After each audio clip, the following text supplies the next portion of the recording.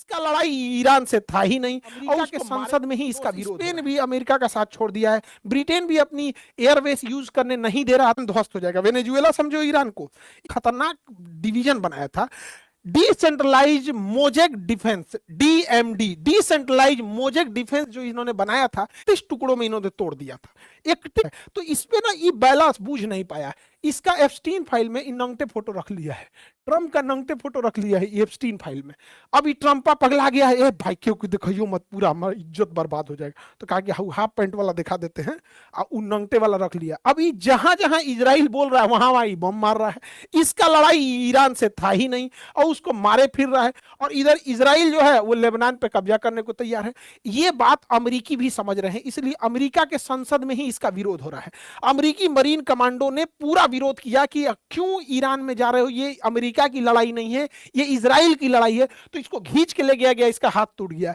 Iran का America का दोस्त स्पेन भी अमेरिका का साथ छोड़ दिया है, ब्रिटेन भी अपनी एयरवेस यूज करने नहीं दे रहा था। तो बाद में ट्रंप घुसिया गया तो कहा ठीक है भाई B1 लेंसर जहाज के लिए यूज कर सकते हो। अमेरिका का कहना है, देखिए कितना बदतमीज इंसान है ये। अमेरिका कह रहा है कि खमेनी की तो हत्या मार दिया इसने, कहा कि अब इनका जो उत्तराधिकारी आएगा उसको चुनने का अधिकार अमेरिका को है। बताइए कितना बेशर्मी, माने किसी देश का उत्तराधिकारी अमेरिका चुनेगा। इसको क्या लगता था कि खामेनी को मार देंगे तो ईरान ध्वस्त हो जाएगा। वेनेजुएला समझो ईरान को, ईरान ने ऐसा नहीं करेगा। खामेनी अब इन्हें पहले से पता था कि अमेरिका ऐसा करेगा, इसलिए ये पहले से तैयार बैठे थे।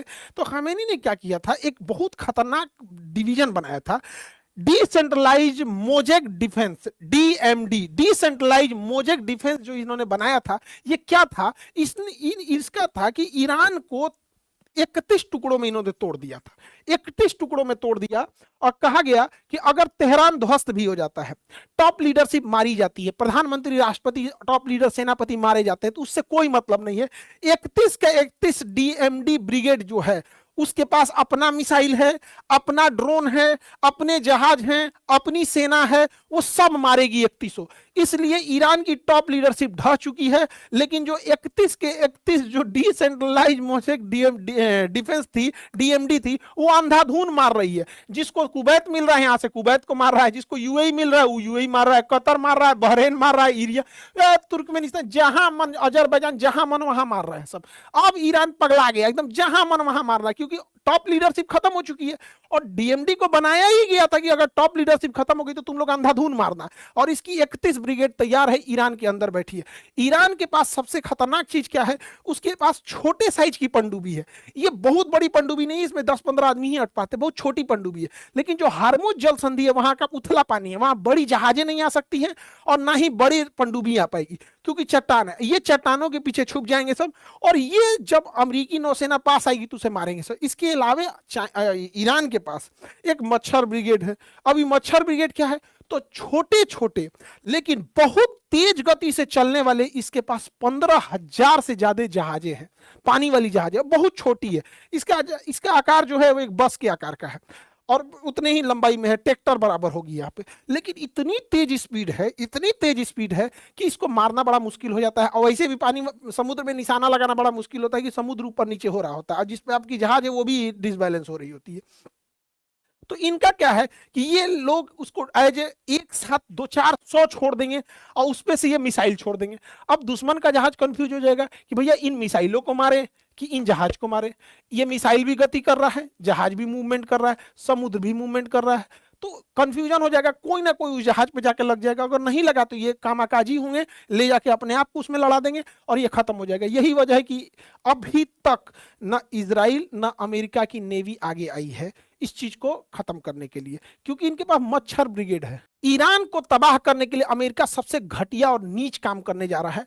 वह ईरान के ऊपर के कुर्द लोगों को, कुर्द एक कबीला है वहां पर, उन लोगों को इजराइल और अमेरिका हथियार दे रहे हैं और पैसा दे रहे हैं। और पूरी ये जितनी गाड़ियां हैं, देखिए ट्रक व्हीकल्स, इम्यूनिशंस, फ्यूल, हथियार, पैसा, इंटेलिजेंस, सीआईए पूरी मदद कर रही है इन लोग की, मोसाद पूरी मदद कर रहा है, और इन लोगों को अपने हथियार गोदामों में भरे हथियार को पूरा सप्लाई किया जा रहा है। कि ऊपर कुर्द, इन कुर्द को सीरिया से लाया जा रहा है ईरान के पास, क्योंकि सीरिया में सरकार गिरा दिए हैं सब, ये सब इराक में सरकार गिरा दिए हैं सब, तो अब ये कुर्द कहाँ चले गए हैं? इराक के कोना पे। अब यहां से पूरे ईरान में ये फैल जाएंगे सब और पूरा आतंक मचा देंगे सब। अभी आपको नया आतंकवाद सुनने को मिलेगा, कुर्दिश टेररिस्ट। अभी बताइए, आतंकवादी गलत है सब, लेकिन आतंकवादियों के हाथ में जो बंदूक है, वो बंदूक बनाने वाला अमेरिका गलत नहीं है। आतंकवादी गलत है सब, लेकिन आतंकवादियों के पास से हथियार जो अमेरिका है वो गलत नहीं। अमेरिका का हथियार कैसे चलाया आतंकवादियों के पास?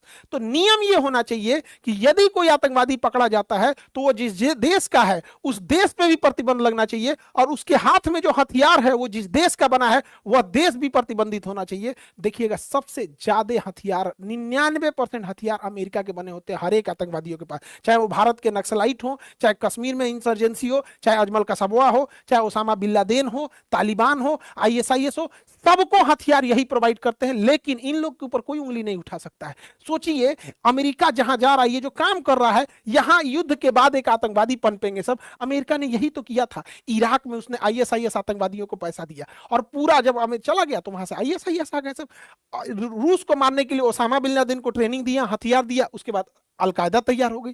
तालिबान को किसने तैयार किया? अमेरिका ने तैयार किया। इन सारे आतंकवादियों को हथियार, पैसा, सीआईए की ट्रेनिंग सब किसने दिया था? अमेरिका ने दिया था। अब अमेरिका कुर्दिश को तैयार कर रहा है, और इतना ही नहीं, स्टैंडर्ड देखिए, कुर्दिश फोर्सेज, मतलब ये आतंकवादी नहीं, अब ये फोर्स है, मतलब ये अभी सेना है। किस देश की सेना है? किसी देश की नहीं।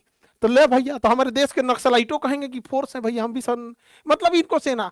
जब ये ईरान पे खत्म कर देंगे तो ये भारत के लिए खतरा बनेंगे सब। अभी ये आतंकवादी, क्योंकि अमेरिका दूर है, वहां जाना मुश्किल है, हम लोग के लिए खतरा बनेगा। वर्ल्ड ऑर्डर शिफ्ट हो रहा है। देखिए, 11 मार्च से ईरान क्या करेगा, जितने मिडिल